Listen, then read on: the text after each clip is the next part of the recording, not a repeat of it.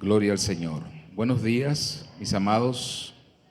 Dios les guarde y les bendiga a todos. Permítame orar para que el Señor nos dirija en esta predicación.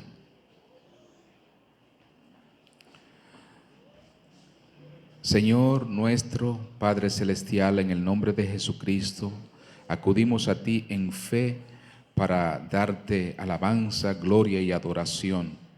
Señor, y rogarte que tú bendigas nuestras vidas por medio de tu palabra, que tú hables a nuestros corazones, ilumines nuestras mentes, nos des humildad para recibir tu palabra, Señor, y fe para saber que viene de ti.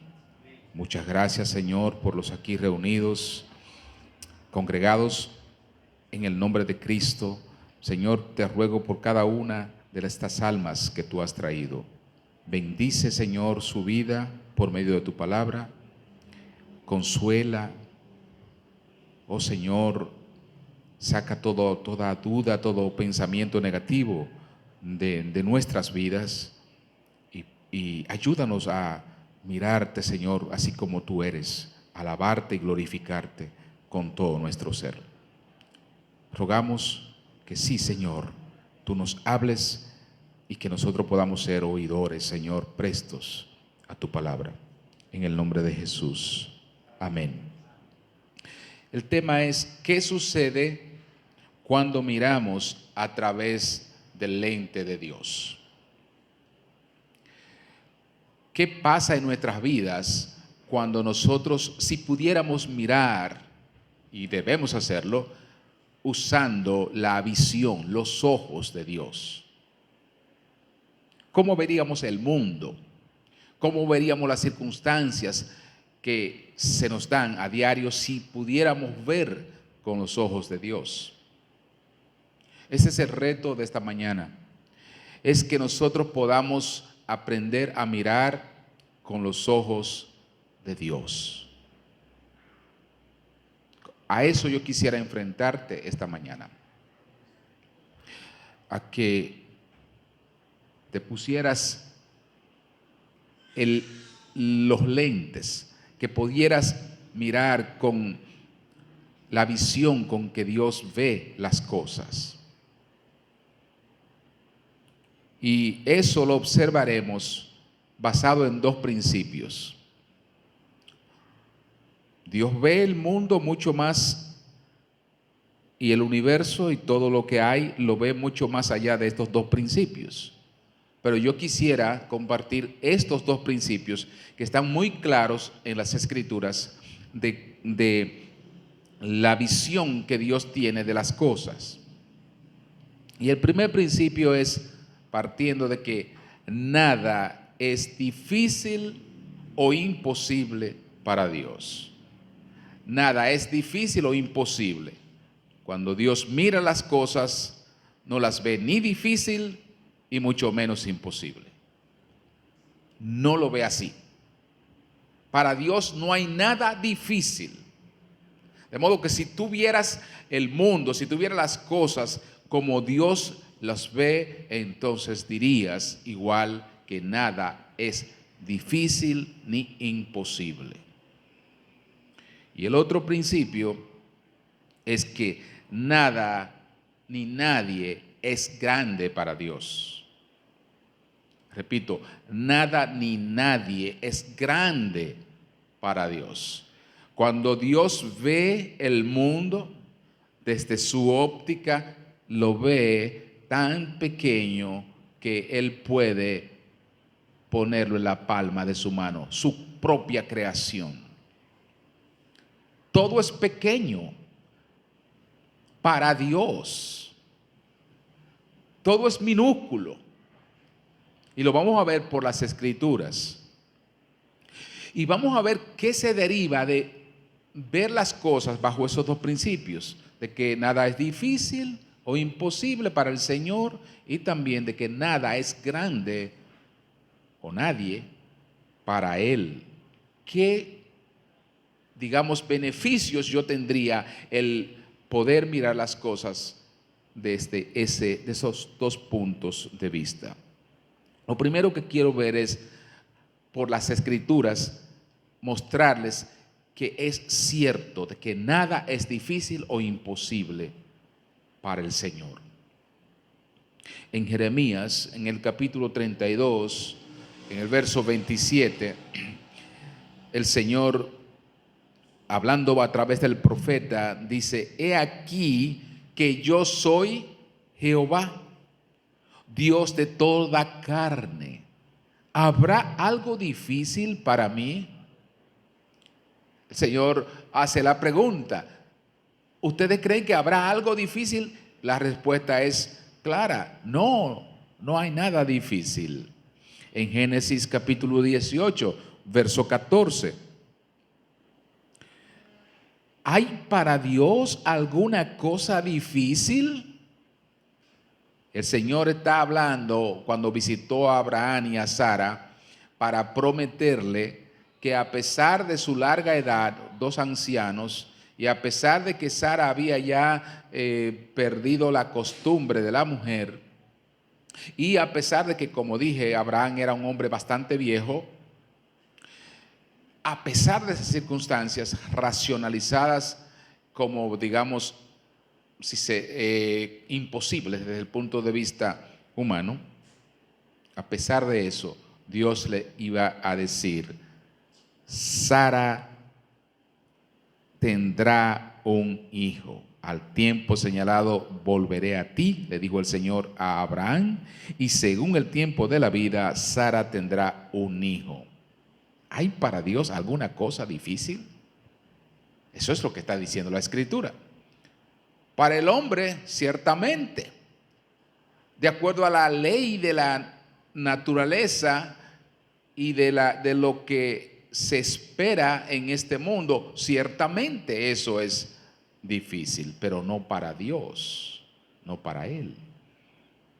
En Números, en el capítulo 11, verso 18 al 23, dice, hay una historia preciosa aquí que habla de Moisés tratando con Dios, o Dios tratando con Moisés, mejor dicho, en el desierto, en una ocasión cuando el pueblo estaba allí revuelto, se había puesto rebelde y estaba en una situación que murmuraba de Dios porque estaba recordando que pasaba supuestamente buen tiempo en Egipto, comiendo buena comida y viviendo bien, según el pueblo que estaba en el desierto ahora. Y entonces el Señor le habla a Moisés y le dice, verso 18 al 23 del libro de Números, en el capítulo 11: pero al pueblo dirás: santificaos para mañana, y comeréis carne, porque habéis llorado en oídos de Jehová diciendo: ¿quién nos diera a comer carne? Ciertamente mejor nos iba en Egipto. Jehová pues os dará carne y comeréis. No comeréis un día, ni 2 días, ni 5 días, ni 10 días, ni 20 días, sino hasta un mes entero, hasta que os salga por las narices y la aborrezcáis, por cuanto menospreciasteis a Jehová que está en medio de vosotros, y llorasteis delante de él diciendo: ¿para qué salimos acá de Egipto? Entonces dijo Moisés, y aquí viene Moisés a decirle al Señor que eso será difícil. Dice Moisés: 600,000 de a pie es el pueblo en medio del cual yo estoy. Y tú dices, refiriéndose al Señor, les daré carne y comerán un mes entero. ¿Se degollarán para ellos ovejas y bueyes que les basten? ¿O se juntarán para ellos todos los peces del mar para que tengan abasto? Entonces Jehová respondió a Moisés: ¿acaso ¿se ha acortado la mano de Jehová? Ahora verás si se cumple mi palabra o no. Y voy a volver a ese pasaje en un momentito. Lo que quiero que ustedes vean que las Escrituras con claridad habla de que el Señor dice que no hay nada ni difícil ni imposible para Él. Lucas 1:37, el Señor Jesucristo dice, porque nada hay imposible para Dios. Mire la grandeza del Señor, lo habla el profeta Isaías en el capítulo 40, de los versos 12 y 17 y luego el 21 al 24. ¿Quién midió las aguas con el hueco de su mano y los cielos con su palmo? Con 3 dedos juntó el polvo de la tierra y pesó los montes con balanza y con pesas los collados. ¿Quién enseñó al Espíritu de Jehová o le aconsejó enseñándole? ¿A quién pidió consejo para ser avisado? ¿Quién le enseñó el camino del juicio o le enseñó ciencia o le mostró la senda de prudencia? He aquí, y así ve el Señor el mundo, he aquí que las naciones le son como la gota de agua que cae del cubo, y como menudo polvo en las balanzas le son estimadas. He aquí que hace desaparecer las islas como polvo. Ni el Líbano bastará para el fuego, ni todos sus animales para el sacrificio. Como nada son todas las naciones delante de él, y en su comparación serán estimadas en menos que nada y lo que no es. ¿No sabéis? ¿No habéis oído? ¿Nunca os lo han dicho desde el principio? ¿No habéis sido enseñados desde que la tierra se fundó? Él está sentado sobre el círculo de la tierra, cuyos moradores son como langostas. Él extiende los cielos como una cortina, los despliega como una tienda para morar. Él convierte en nada a los poderosos y a los que gobiernan la tierra hace como cosa vana, como si nunca hubiesen sido plantados, como si nunca hubieran sido sembrados, como si nunca su tronco hubiera tenido raíz en la tierra. Tan pronto como sopla en ellos se secan y el torbellino los lleva como hojarasca. Mis amados, las Escrituras con claridad hablan de que todo es posible para el Señor y por tanto nada es imposible para Él. Y nosotros tenemos que aprender a usar esa visión que tiene Dios. Porque nuestra cultura nos ha enseñado, e incluso eso ha permeado la iglesia, nos ha enseñado que aquello que no se pueda racionalizar, aquello que no parezca lógico a nuestra mente, no puede ser aceptado, ni creído, ni, digamos, buscado. Se nos ha enseñado que las cosas tienen que tener lógica, pero la lógica partiendo de la visión humana, viendo con el lente humano. Nosotros tenemos que invertir las cosas. Nosotros tenemos que aprender a mirar con el lente de Dios. Por eso se nos manda a mirar hacia arriba. Cuando nosotros miramos como Dios mira, entonces aprendemos a que nada es imposible. Y dejamos de racionalizar las cosas y comenzamos a creer en que todo es posible. Y la iglesia ha perdido ese principio, mi amado. La iglesia ha olvidado que Dios, como decía la alabanza, Dios es el Dios de lo imposible. La iglesia, durante su establecimiento, ha experimentado cosas que ningún pueblo, ninguna persona fuera de ese cuerpo que se llama la iglesia ha podido ver. Milagros poderosos. Dios trató con el pueblo de Israel y lo hizo su pueblo. Y lo que Israel logró, alcanzó, creyendo al Dios que los libertó de Egipto, ningún otro pueblo pudo obtenerlo. A pesar de su dureza, a pesar de la incredulidad en la que de manera casi regular ellos tuvieron, a pesar de eso, Dios obró de manera sobrenatural sobre ese pueblo y con ese pueblo, a fin de demostrarle al mundo que el Dios de Israel no era el Dios creado a la imagen y visión de las demás naciones. No era Quemos, no era Astarte, no era Moloc, no era Baal. Dios es creado por el ente humano. Esos dioses creados, reitero, por la invención humana, no tenían poder, no podían hacer nada.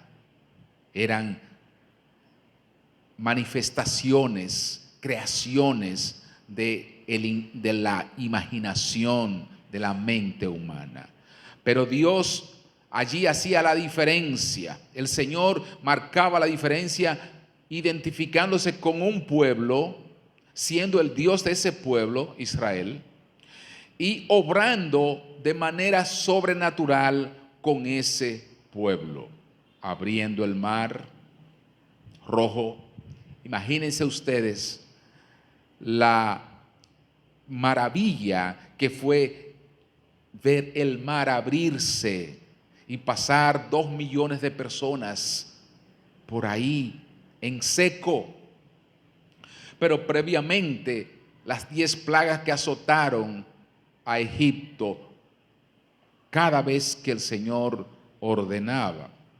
Todas estas cosas no fueron el resultado de la acción humana, sino de la acción de ese Dios que cuando habla, las cosas que nosotros nos parecen difíciles o imposibles de que se realicen, esas cosas suceden.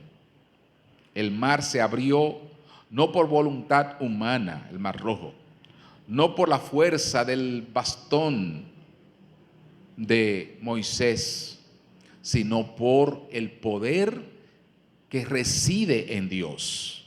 Para Él no hay nada difícil.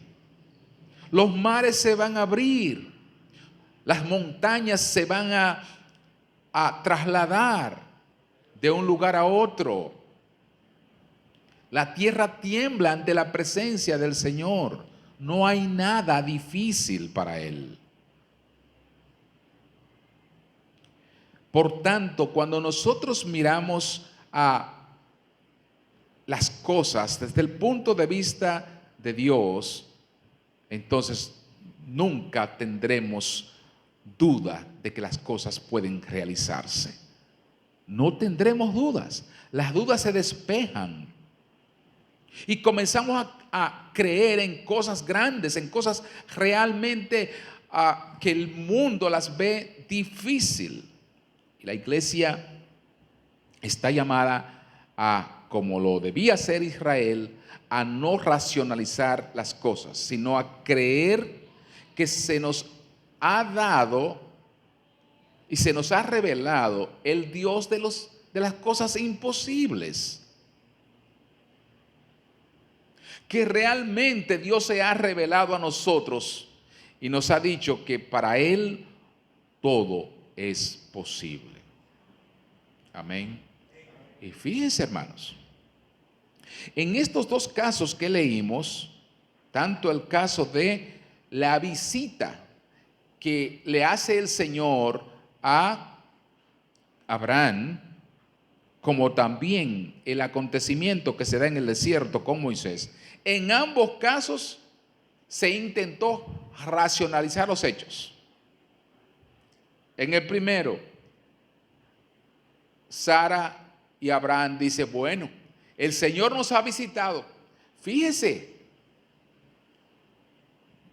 ¿acaso no era algo imposible humanamente pensarlo, que Dios visitara a una persona? Que Dios se presentara, y fíjese, Dios visitó a Abraham tomando cuerpo como un ángel, dice la Biblia. Y Abraham reconoció que era el Señor acompañado de dos ángeles. Esos dos ángeles tenían una misión y era destruir o sacar a Lot y a su familia de Sodoma y de Gomorra. En la misión habían dos cosas que el Señor iba a hacer: prometerle a Abraham, visitarle, hacerle una visita rápida y prometerle que Sara iba a concebir. Y la segunda, enviar a esos dos ángeles a Sodoma y a Gomorra para sacar a la familia de Lot. Pero qué cosa tan terrible que Abraham y Sara tienen al Señor de frente, visitándole. Y el Señor duró un buen rato con ellos, conversando. Ahí hubo un diálogo. Y Sara se puso atrás en la tienda, ¿verdad? En la puerta, a escuchar parte de esa conversación que el Señor tenía con Abraham. El Señor le dice que él va a ser padre, que él lo visitará el próximo año porque su esposa va a concebir. Y Sara escucha toda esta conversación y dice, qué cosa más ridícula. Una mujer ya anciana como yo, ya todo lo que es natural en mí terminó. ¿Y acaso le va a dar virilidad, le va a dar fuerza a este viejito Abraham para que venga hacia mí? ¿Y cómo eso va a pasar? Fíjese que ahí mismo el ente del entendimiento o de racionalizar las cosas comienza a entrar, digamos, en el escenario, y es lo que Sara manifiesta. Esto no se puede. Hay un problema, se ha equivocado. Es demasiado. Seguro él no sabe, de mi edad, ni siquiera sabe que ya no puedo. Hermanos, Sara racionaliza el hecho y le pone al Señor una barrera, como si Dios estuviera limitado por las cosas a las cuales nosotros sí tenemos limitación como seres humanos, pero Dios no. Y Sara se ríe y el Señor le dice a Abraham, mira, dile a ella que por qué se ríe. Y Sara tratando de arreglar la cosa, no, que yo no me reí. Claro que te reíste, no te preocupes, que la palabra soy yo que la estoy diciendo. La palabra se cumplirá, no importa si tú eres viejita o no, tú tendrás un hijo. ¿Por qué? Porque Él lo dijo. Y no hay nada difícil, una matriz seca, un hombre que ya no tenga fuerza y su virilidad se haya perdido, no importa. Esas son cosas que desde el punto de vista humano son imposibles, pero no para Dios. La iglesia, por tanto, debe volver a recordar que no sirve a un Dios limitado por las circunstancias o limitado por las condiciones. Dios no está limitado en obrar por ninguna situación. Él obra conforme Él quiere, en el tiempo que Él quiere y de la manera que Él quiere y en la magnitud que Él quiera. Nada lo limita. Amén.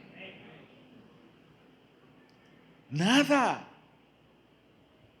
Y gloria al Señor por esto, porque la iglesia debe comenzar, volver a entender que le sirve al único Dios verdadero, al Dios que obra milagros. Y así comenzaremos a orar por los enfermos con una mayor fe y convicción de que si oramos, Dios puede sanar. Vamos a orar y vamos a creer que Él no tiene limitación. Y así es.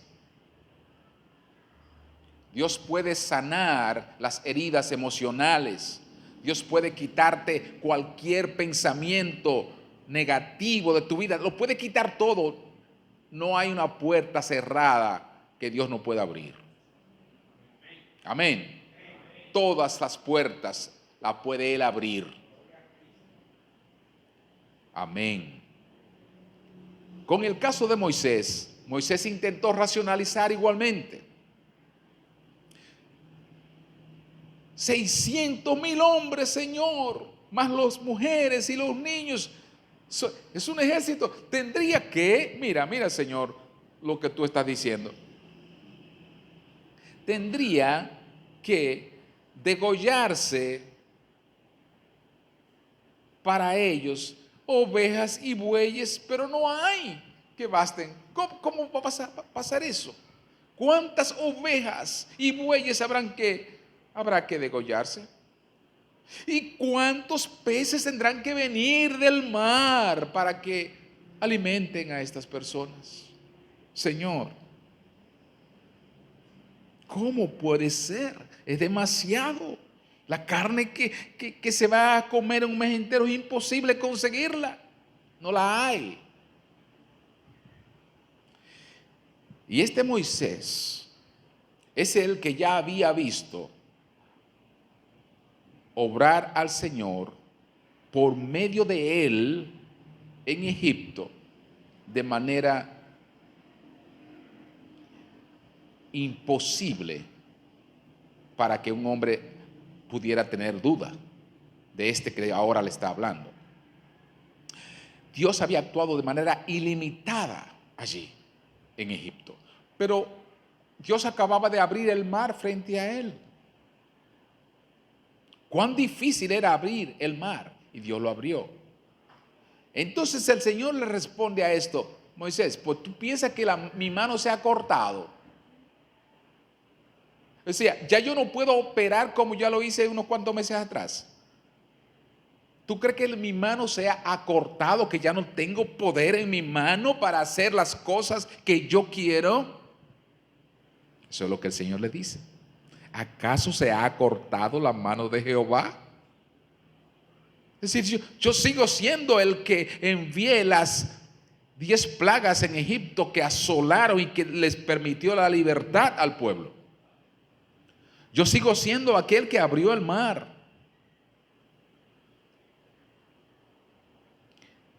Que saqué 2 millones de almas y que enterré al ejército de Faraón en el mar. Algo imposible de pensar antes. Y ahora tú me dices que no puedo enviar carne. Ahora verás, dice el Señor, ahora verás si se cumple mi palabra o no. Así que estos dos ejemplos y muchos otros, y voy a mencionar un tercer ejemplo aquí. ¿Recuerdan cuando en Juan capítulo 11 el Señor va y visita a Marta y a María para resucitar a Lázaro? Cuando el Señor llega allí, Lázaro ya ha muerto. ¿Ok? El Señor dice: bien que sucediera, porque esto es para la gloria de Dios. Cuando Él llega y comienza Marta y le recibe, y María, y está el alboroto, y el Señor dice, tranquila, tranquila, tu hermano resucitará. Marta oye eso, y Marta dice, Señor, sí, yo sé. Es decir, aquí va ella a ejercer su fe en la palabra escrita, ¿sí? En las promesas, porque ellos creían en la resurrección. Y Marta dice, sí, yo sé, Señor, que Él va a resucitar en el día postrero. Y el diálogo se queda ahí, el Señor le dice, mira, muéstrame dónde está. Y le muestra. Dice, pero Señor, aquí viene. Señor, ¿qué tú vas a hacer? Ahora, ¿qué vas a hacer? Él tiene 4 días que murió. Y el Señor le dice, mira, Marta, ¿no te he dicho que si crees verás la gloria de Dios? ¿No te he dicho que si crees verás la gloria de Dios? Es decir, ¿por qué tú crees que porque Él tenga 4 días, eso me es difícil para mí? No, yo lo voy a levantar ahora. Marta, hasta ese momento no la vamos a condenar, porque cada creyente, y en ese instante el Señor se iba revelando su poder y su gloria en cada minuto. Y un hecho como ese, al principio, humanamente tendemos a racionalizarlo y decir, wow, ¿cómo es que va a pasar esto? Señor, yo creo en las promesas de que tú has dicho que sí, que van a resucitar y todo eso, pero tú me estás hablando de algo ahora. Sí, y el Señor le dice, sí, ahora, ahora, porque no hay. Si el Señor quiere hacer algo en este instante, lo va a hacer. Y el Señor entonces, ustedes saben que a pesar de Lázaro estar ya en descomposición 4 días en la tumba, el Señor llama y Lázaro se levanta. Mostrando que no hay muerte que pueda limitar la acción de Dios. No hay, digamos, corrupción del cuerpo. No hay años, milenios que pasen que Dios no pueda reconstruir en un momento. No hay moléculas que se separen que Dios no las pueda volver a unir. No hay nada. No hay nada difícil ni imposible para Dios. Y cuando la iglesia ve a través de esa declaración que no es humana, sino es de Dios, porque todos estos ejemplos que estamos dando no son declaraciones humanas. Más bien, si ustedes se dan cuenta, los autores, en el caso del relato de Números y el de Génesis, los autores se autoincriminan en su falta de fe. Moisés, por ejemplo, que es el que escribe el relato de Números, donde él mismo es el que dice, Señor, pero ¿y cómo tú vas a hacer eso?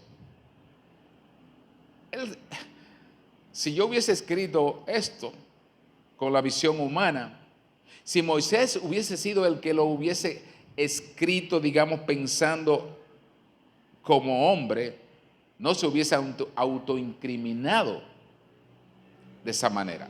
Pero todas esas son declaraciones de Dios. Nada hay imposible para Él. Y gloria al Señor por eso.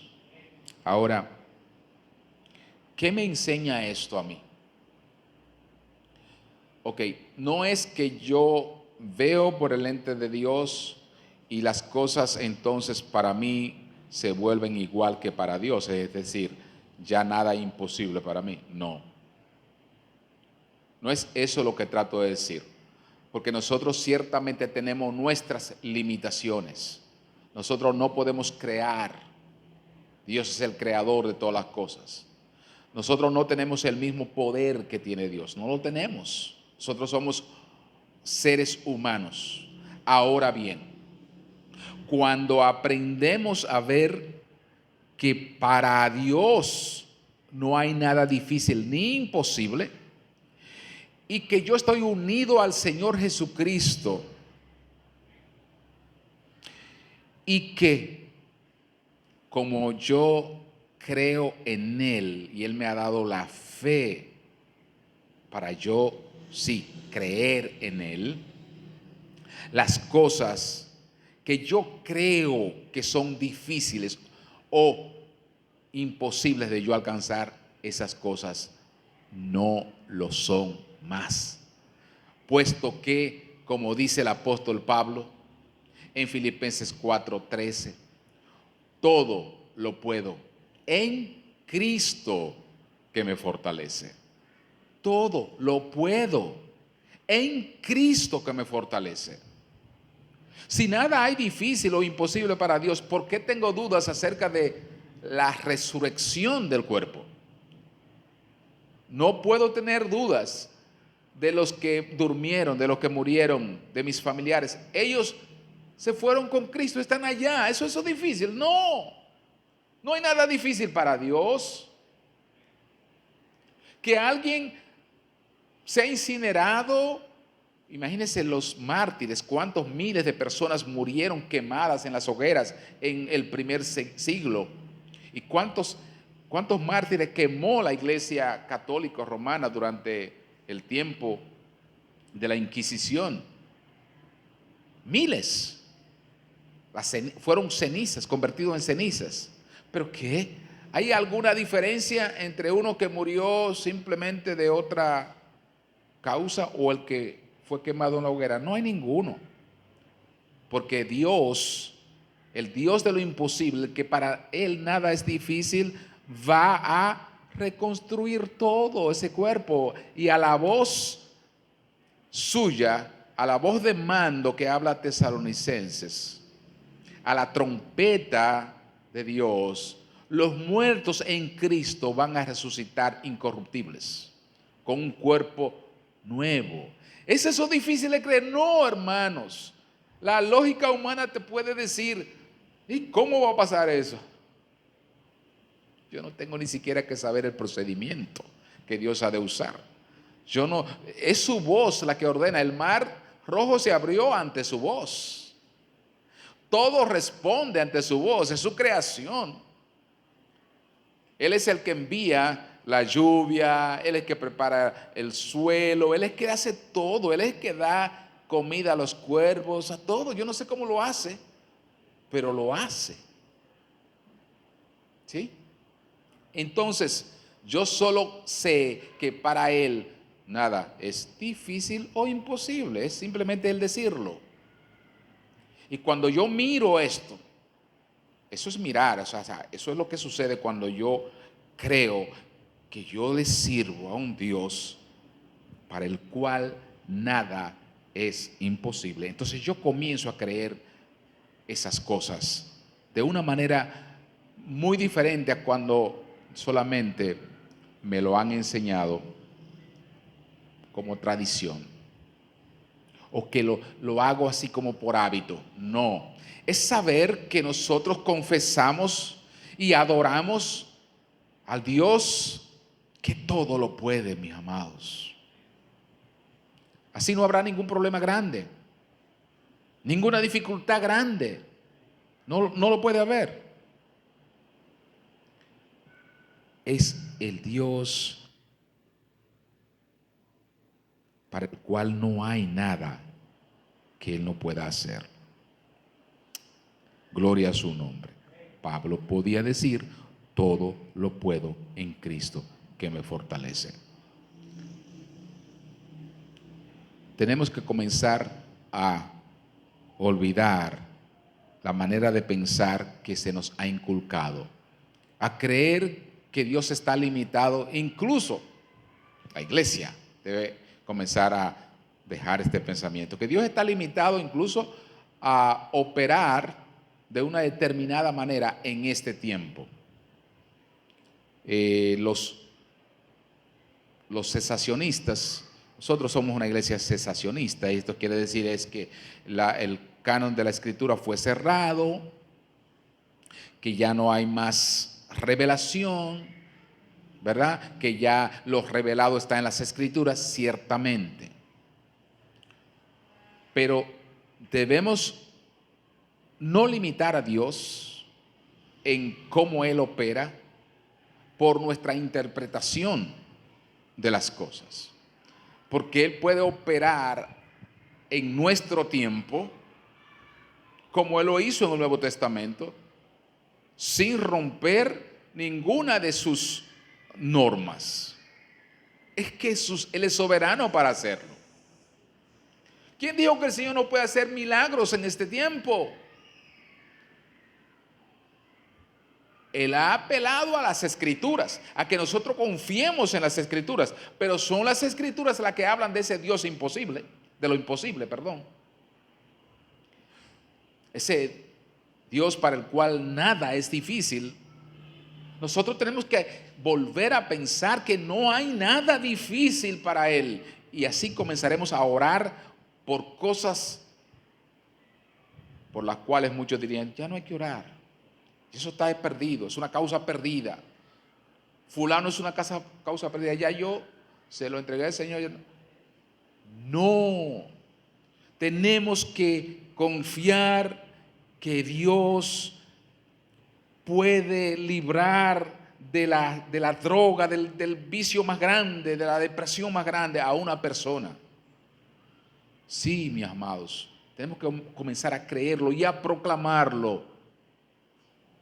Dios no es un Dios que está allí solamente descrito en la Biblia.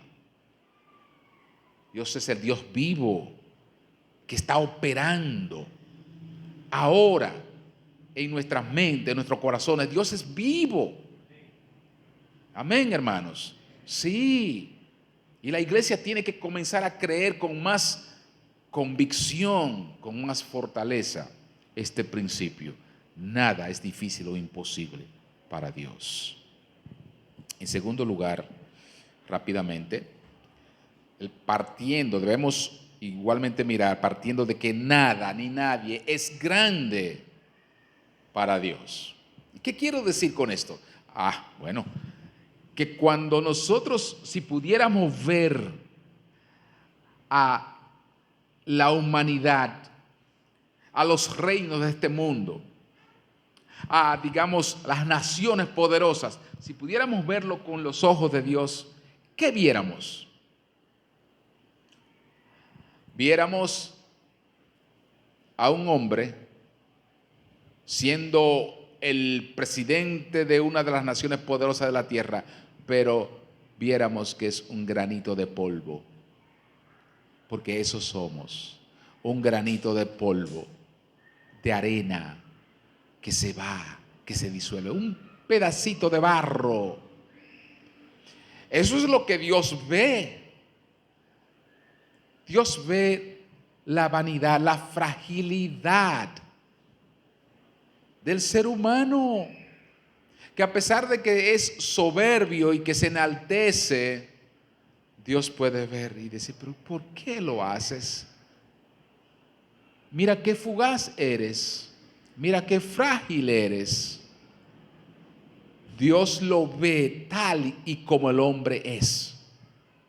Dios ve las naciones. Imagínense si el universo todo Él lo mira con 3 dedos. Él ve las naciones y que son pedacitos de arena. ¿Acaso son grandes?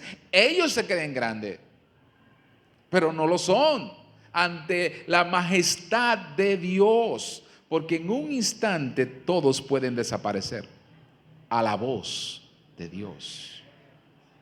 Nada ni nadie es grande si se ve desde los lentes de Dios. Y esto no quiere decir en absoluto de que las cosas no tengan valor para Dios, porque Él cuida de su creación, porque Él cuida incluso de aquellas cosas que son minúsculas. las aves, la hierba del campo. No es que dejan de tener valor y no es que al mirar nosotros las cosas, digamos, eso no sirve, no tiene valor. No, en absoluto. Mis hijas tienen un valor enorme para mí, mi esposa, mis hermanos, toda la iglesia tiene un valor enorme para mí. Pero ese valor que tienen esas personas, todos ustedes, para mí y para Dios, no quita el otro principio de que grande solo es Dios, grande solo es Él. Nosotros somos todos frágiles, temporales, vanos. Aquí en eso es lo que somos. Y cuando nosotros nos vemos así, aprendemos grandes cosas. Aprendemos a no idolatrar a nadie en este mundo.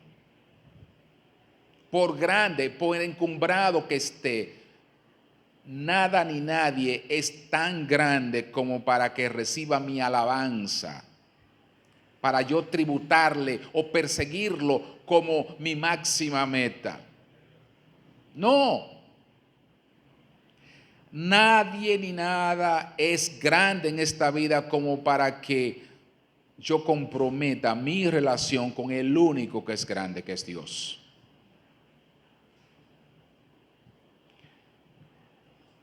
Al Señor Jesucristo, Satanás quiso venderle la idea de que era poseedor de algo muy grande y que él estaba en disposición, Satanás, de intercambiarlo por un pequeño acto de Cristo hacia él, que era que Cristo le adorara. Y le pintó un panorama enorme, grande. Mire como lo que dice la Escritura. En Lucas capítulo 4, versos 5 al 8. Y le llevó el diablo a un alto monte y le mostró en un momento todos los reinos de la tierra. Y le dijo el diablo al Señor: a ti te daré toda esta potestad y la gloria de ellos, porque a mí me ha sido entregada y a quien quiero la doy. Si tú postrado me adorares, todos serán tuyos. Respondiendo Jesús le dijo: vete de mí, Satanás, porque escrito está: al Señor tu Dios adorarás y a Él solo servirás. Y fíjese que este es un ejemplo para nosotros. El Señor Jesucristo es tentado por el diablo, ofreciéndole Satanás supuestamente cosas muy grandes en este mundo. La gloria de los reinos de este mundo. Son tuyos, son míos, pero yo te los entrego a ti, te los doy para que tú me adores. Mira cuán grandes son estos reinos, son grandísimos, son enormes. Mira, imagínate tú reinando sobre todo esto. Y el Señor mira y dice: pero no hay cosa grande que yo pueda perseguir que me haga de que yo no adore solo a Dios. No hay nada en este mundo. Y el Señor Jesucristo, en su humanidad, le respondió: adoraré solo a Dios. Amén. Amén. No hay nada grande ni glorioso que pueda compararse con el Señor. Por tanto, mis sueños, mis metas en este mundo son demasiado pequeñas. No hay ninguna cosa que yo pueda aspirar. No hay ninguna posición social, ni económica, ni política que yo pueda pretender alcanzar en este mundo que sea grande. Todo es pequeño porque todo pasa. El político puede llegar y el poderoso puede llegar a una posición grande, pero va a pasar, va a envejecer y va a morir. Por eso es que no hay nada grande aquí, porque todo en un momento puede llegar ¿verdad?, a una posición, pero luego va y termina en el polvo. Amén. No hay nada grande. Grande es solo el Señor. En el Salmo 147 habla acerca de Dios con su poder, versos 4 y 5, y aquí vamos a ver qué es lo que Dios considera, alaba, qué es lo que Dios le agrada cuando Él ve lo que Él ha creado. Él dice, Él cuenta el número de las estrellas, a todas ellas llama por su nombre. Imagínense la grandeza y el poder de Dios. Todas sus estrellas, millones y millones, Él las llama por su nombre, dice la Escritura. Para hablar de la grandeza de Él. Grande es el Señor nuestro y de mucho poder, y su entendimiento es infinito. Ahora, miren este trozo. No se deleita en la fuerza del caballo, ni se complace con la agilidad del hombre.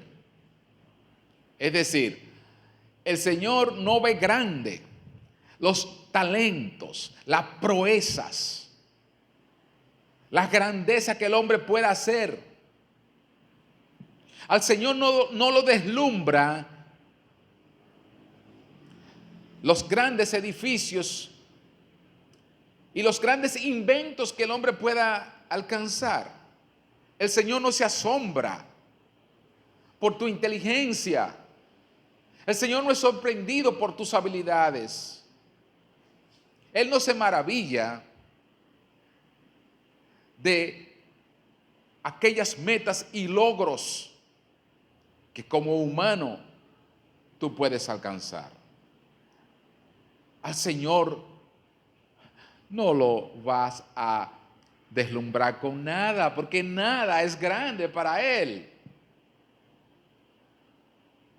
Nada ni nadie. El hombre puede surcar el universo, puede crear naves que viajen a través del universo, pueden descubrir muchas cosas. Nada de eso es grande para Dios. Eso no lo sorprende ni lo maravilla. ¡Wow! Mira lo que hizo el hombre. No. ¿En qué es lo que el Señor le agrada?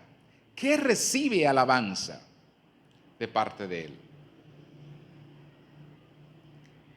Se complace Jehová en los que le temen y en los que esperan en su misericordia. Yo digo gloria a su nombre. Fíjense que no es grande ni la agilidad del hombre ni la destreza del caballo. Y esto es hablando de todo lo que el ser humano puede lograr con sus talentos naturales. Pero lo que el Señor alaba y encuentra digno de que Él lo considere es que una persona le tema, que haya temor nuestro para Él. Y esto quiere decir que nosotros andemos sabiendo que Él está ahí al lado nuestro, que sus ojos están mirándonos, que Él es un Dios el Dios verdadero. Temer a Dios con lo que Él se complace es creer en Él, es actuar en misericordia, en integridad, porque si yo le temo voy a andar en integridad. Si yo le temo voy a tratar de hacer lo justo. Si yo le temo voy a tratar de apartarme del pecado. Eso es lo que Dios alaba. Y cuando yo veo que Dios no es impresionado por nada, porque no hay nada grande que el hombre pueda hacer que lo impresione a él, y sin embargo la Biblia llama la atención de que Dios se agrada. Es decir, que hay una reacción de Dios hacia aquellas personas, no que tengan talentos naturales en este mundo, porque al final del día Él es el que da todas las cosas. Él es el que creó todas las cosas. Pero Él se agrada de aquellos que le temen y que esperan en su misericordia. De modo que yo ver la visión que tiene Dios de aquello que es grande, de aquello que es digno de alabanza, cambia totalmente mi perspectiva de este mundo y de cómo yo me conduzco. Lo cambia en absoluto. Ya yo sé que aquellos que tienen la atención de Dios, aquellos en los cuales los ojos de Dios están enfocados, son en aquellas personas que le temen, que guardan su pacto y que esperan en Él. Ellos son lo que Dios considera personas, como yo predicaba el domingo pasado, importantes, aquellos a quienes Él le ha dado esa calidad. En Juan se nos invita, y con esto concluyo, se nos invita a actuar como el Señor actuó, viendo el mundo como Dios lo ve. Y fíjese como dice la Escritura en primera de Juan, capítulo 2, verso 15 al 17. No améis al mundo. Y cuando la Biblia dice no améis al mundo, ¿a qué se está refiriendo? No a la humanidad, sino al sistema mundano, a este sistema diabólico. La Biblia dice no améis al mundo. Dios no ama a este mundo perverso. Sin embargo, en Juan 3:16 nosotros sabemos que dice que de tal manera amó Dios al mundo. Allí la palabra mundo es a la humanidad. Aquí es al sistema mundano pecaminoso establecido por Satanás. No améis a este sistema mundano, ni las cosas que están en este mundo. Si alguno ama al mundo, el amor del Padre no está en él. Porque todo, y aquí es como Dios ve, cuando Dios mira al mundo, la gloria de este mundo, mire cómo lo ve. Todo lo que hay en el mundo, los deseos de la carne, los deseos de los ojos, la vanagloria de la vida, no proviene del Padre, sino del mundo. Y el mundo pasa y sus deseos, pero el que hace la voluntad de Dios permanece para siempre. Amén. Fíjese, cuando yo veo las cosas desde esa perspectiva, entonces, grande hay aquí alguna cosa que me atraiga o que me lleve a menospreciar el camino de Dios. Si ya la Biblia me dice que todo lo que hay aquí, ese sistema caído cuya gloria es vana, le llama vanagloria, va a pasar y no proviene de Dios. Yo tengo una perspectiva totalmente diferente. Primero, voy a creer que Dios en este tiempo va a obrar como Él lo ha hecho en todo tiempo, de manera que rompa con lo que el hombre, con las expectativas del hombre, que son limitadas. Yo voy a orar por cosas difíciles, pensando humanamente, es decir, cosas imposibles cuando lo pienso desde la óptica humana. Voy a comenzar a mirar desde la óptica de Dios y ya las cosas no van a ser imposibles para yo creerlas, no importa el tamaño de la dificultad. Al Dios que le servimos, ese Dios no está limitado por nada. Amén. Gloria a su nombre. Pedro pudo caminar sobre las aguas, rompiendo la ley de la gravedad. Claro, caminó sin problema. Lázaro volvió con un cuerpo totalmente nuevo y su alma entró. ¿Cuál es el problema de que nosotros pensemos que un pensamiento que el diablo haya traído y se haya encallado por un tiempo en nuestra mente tiene que estar ahí? No, no tiene que estar ahí. ¿Cuál es el problema de pensar que una situación de salud tiene que estar ahí? Es verdad que el Señor usa las aflicciones para refinarnos y santificarnos, pero no quiere decir que nosotros no podemos orar por sanidad y Dios sanarnos.